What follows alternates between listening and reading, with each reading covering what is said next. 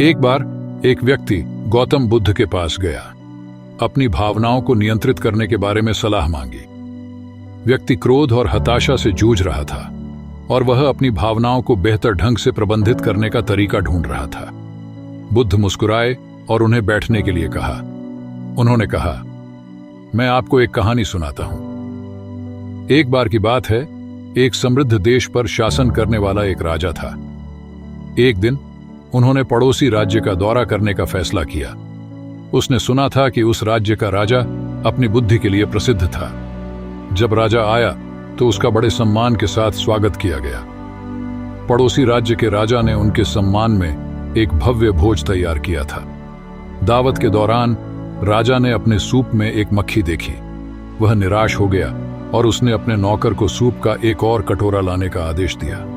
पड़ोसी राज्य के राजा ने यह देखकर कहा, महाराज, कृपया क्रोध न करें, यह सिर्फ एक छोटी सी मक्खी थी, इससे कोई फर्क नहीं पड़ता। राजा ने उत्तर दिया, मैं ऐसी बातें सहन नहीं कर सकता, यहां तक कि एक छोटी सी मक्खी भी मेरा मूड खराब कर सकती है। पड़ोसी राज्य का राजा मुस्कुराया और कहा, महाराज, मुझे आपको एक सलाह देने की अनुमति दें। यह मक्खी नहीं है जिसने आपके मूड को बर्बाद कर दिया, बल्कि इस पर आपकी प्रतिक्रिया है। आपके पास अपनी भावनाओं को नियंत्रित करने की शक्ति है, उन्हें आप पर नियंत्रण न करने दें। राजा ने इन शब्दों में बुद्धि का एहसास किया और अपने राज्य में लौट आया। उस दिन से उन्होंने उन स्थितियों पर प्रतिक्रिया न करने की कला का अभ्यास करना शुरू कर दिया जो पहले उनकी भावनाओं को ट्रिगर करती थी।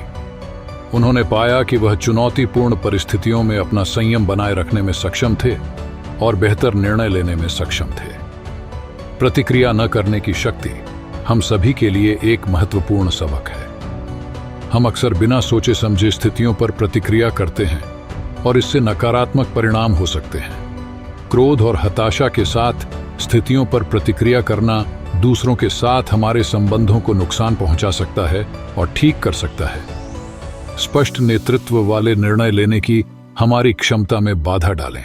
हालांकि यह समझना महत्वपूर्ण है कि प्रतिक्रिया नहीं करने का मतलब यह नहीं है कि हमें अपनी भावनाओं को दबा देना चाहिए।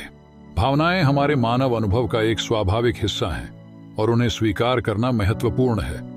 आवेगपूर्ण प्रतिक्रिया करने के बजाय हमें अपनी भावनाओं को संसाधित करने और विचारशील तरीके से प्रतिक्रिया देने के लिए समय निकालना चाहिए।